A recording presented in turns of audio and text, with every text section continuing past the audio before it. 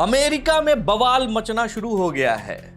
दिवंगत फाइनेंसर, यौन अपराधी जेफरी एप्स्टीन से जुड़े मामले में एक के बाद एक बड़ा खुलासा होता जा रहा है। अमेरिकी डेमोक्रेट सांसदों ने एप्स्टीन के स्टेट से मिली 95,000 तस्वीरों में से कई तस्वीरें जारी कर दी हैं। इन तस्वीरों में डोनाल्ड ट्रंप, पूर्व राष्ट्रपति बिल क्लिंटन, पूर्व प्रिंस एंड्रयू नजर आ रहे हैं। इन तस्वीरों को बिना किसी कैप्शन और संदर्भ के जारी किया गया है, इसलिए ये कब की हैं, कहां की हैं, किसके साथ खींची गई हैं, ये साफ नहीं है। इन तस्वीरों में एक ब्लैक एंड व्हाइट फोटो दिखती है जिसमें ट्रंप 6 महिलाओं के साथ खड़े हैं। ट्रंप पहले एप्स्टीन के काफी करीबी माने जाते थे, हालांकि बाद में उन्होंने उनसे दूरी बना ली जब एप्स्टीन पर सेक्स ट्रैफिकिंग का आरोप लगा था।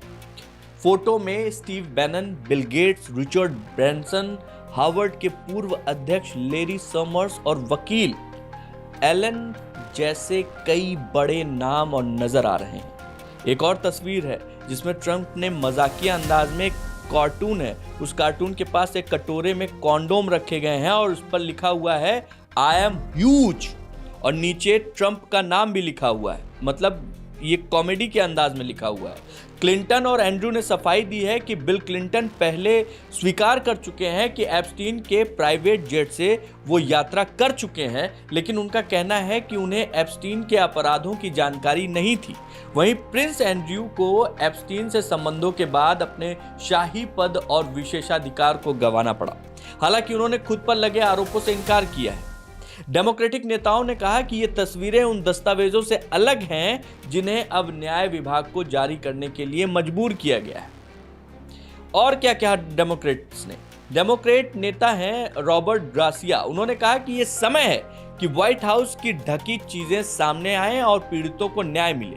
उन्होंने कहा कि तस्वीरें कई बड़े लोगों के एप्स्टीन से रिश्तों पर सवाल खड़े करती हैं और सभी फाइलें तुरंत सामने आनी चाहिए। दूसरी ओर रिपब्लिकन सांसदों की एक समिति पहले ही एप्स्टीन स्टेट से मिले दसियों हजार दस्तावेज जारी कर चुकी है। ईमेल में एप्स्टीन ने दावा किया है कि ट्रंप ने उसकी बड़ी शिकायतकर्ता वर्जीनिया जूफ्रे के साथ घंटों बिताए थे। एप्स्टीन ने यह भी लिखा कि ट्रंप लड़कियों के बारे में जानते थे, जो ट्रंप के उस दावे से जुड़ा है जिसमें उन्होंने कहा था कि उन्होंने एप्स्टीन को अपने क्लब मार-ए-लागो से इसलिए निकाल दिया क्योंकि वो वहां काम करने वाली युवा महिलाओं को बहला फुसला रहा था। एप्स्टीन फाइलों के रिलीज होते ही स्कैंडल में शामिल लोगों के नाम सामने आ सकते हैं। माना जा रहा है दुनिया के प्रमुख बिजनेसमैन, नेताओं के नाम इन फाइलों में दर्ज हैं। फाइलों में हजारों पेज के दस्तावेज, 95,000 तस्वीरें और बैंक रिकॉर्ड शामिल हैं।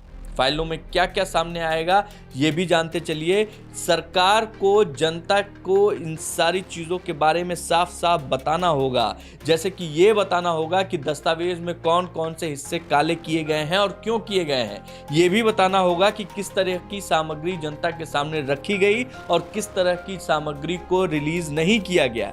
इसके अलावा सरकार को उन सभी सरकारी अधिकारियों और राजनीतिक रूप से प्रभावशाली लोगों की पूरी सूची देनी होगी जिनका नाम या किसी भी तरीके का जिक्र इन फाइलों में आता है। ये सारी जानकारियां फाइलें जारी होने के 15 दिन के अंदर सार्वजनिक करना जरूरी है।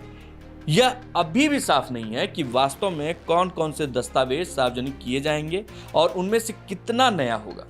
पिछले करीब 20 सालों में एप्स्टीन के यौन अपराधों से जुड़े हजारों दस्तावेज पहले ही दीवानी मुकदमों में सूचना के अधिकार जैसी मांगों के जरिए सामने आ चुके हैं और अब तक एप्स्टीन मामले में जो दस्तावेज सामने आए हैं उनमें मैक्सवेल का 2021 का आपराधिक ट्रायल, जस्टिस डिपार्टमेंट की ओर से कई दीवानी मुकदमे में जो कागजात आए वो भी शामिल हैं। इसके अलावा शुरुआत में जस्टिस डिपार्टमेंट और FBI में ट्रंप के नियुक्त अधिकारियों ने एप्स्टीन से जुड़ी कुछ सीक्रेट फाइलें जारी की थी, लेकिन उनमें ज्यादातर जानकारी पहले से ही सार्वजनिक थी, इसलिए रिलीज को लेकर ट्रंप प्रशासन की कड़ी आलोचना भी हुई। जस्टिस डिपार्टमेंट ने इस साल मैक्सवेल के साथ हुए अपने विवादित इंटरव्यू के सैकड़ों पन्ने जारी किए, जिनमें उन्होंने अपने बचाव में बयान दिया कि कुछ पीड़ितों की आलोचना तक की है।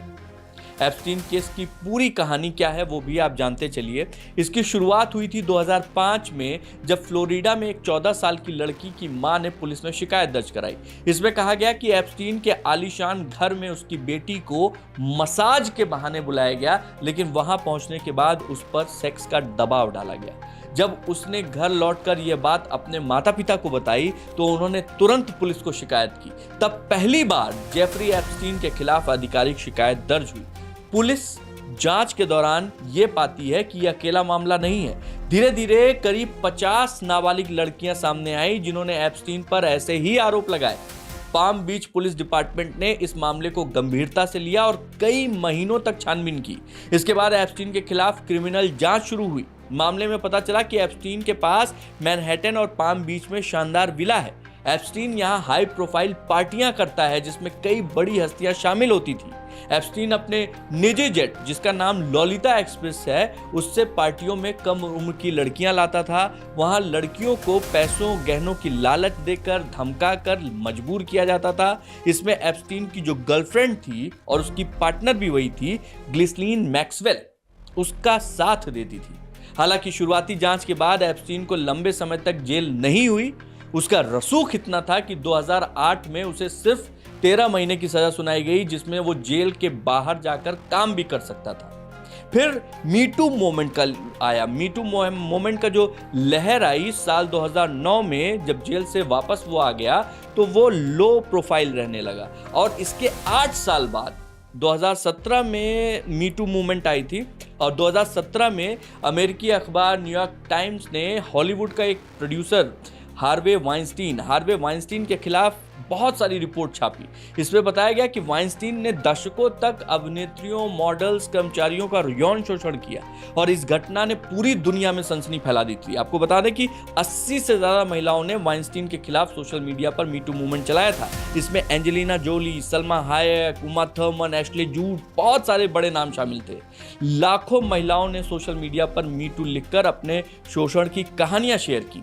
इसी में वर्जीनिया ग्रिफ्रे नाम की युवती भी थी। उसने एप्स्टीन के खिलाफ गंभीर आरोप लगाए, दावा किया कि 3 साल तक उसका यौन शोषण हुआ। इसके बाद करीब 80 से ज्यादा महिलाओं ने ऐसा ही मीटू मूवमेंट में यह आरोप जेफरी एप्स्टीन पर लगाया। न्यूयॉर्क शहर के मेट्रोपॉलिटन करेक्शनल सेंटर में जब जेफरी एप्स्टीन जब मुकदमा चल रहा था, उसके बाद ही 2017 हुआ। 2019 में 10 अगस्त को उसकी इसी जगह मेट्रोपॉलिटन करेक्शनल सेंटर में मौत हो गई जेफरी एप्स्टीन की। लोग सन्न रह गए क्योंकि वो मुकदमे के ट्रायल का इंतजार कर रहा था और उसी जगह जेल गार्ड जो थे वो सुबह 6:30 बजे एप्स्टीन की कोठरी के पास जाते हैं तो उसको बिस्तर से लटकते हुए पाते हैं और उसको CPR दिया गया कि कार्डियक अरेस्ट की हालत में उसे न्यूयॉर्क का डाउनटाउन अस्पताल है वहाँ ले जाया गया और वहाँ पे उसे मृत घोषित कर दिया गया। कई लोग दबी जुबान में ये कहते हैं कि ये मौत ये आत्महत्या नहीं बल्कि एक साजिश है, क्योंकि जेफरी एप्स्टीन ऐसे बड़े बड़े रसूखदारों के बारे में ऐसी बातें जानता था जो सामने आ जाएं तो कई सरकारें गिर जाएं। शायद यही वजह है कि जेल में रहते हुए ट्रायल के दौरान ही जब लगने लगा कि ये बंदा बहुत सारी बातों को खोल कर रख सकता है और उनके लिए घातक हो सकता है, उसको आत्महत्या के जरिए मौत दे दी गई। फिलहाल अब जैसे जैसे जो चीज़ें जेफरी एप्स्टीन के उस बड़े से महलों से बाहर निकल कर आई हैं, करीब 95,000 तस्वीरें उसमें शामिल हैं। अब धीरे धीरे जैसे जैसे वो चीज़ें निकल कर आ रही हैं, गड़े मुर्दे फिर से उखड़ रहे हैं, बातें फिर शुरू हो रही हैं और उम्मीद है कि बवाल भी फिर से शुरू होगा।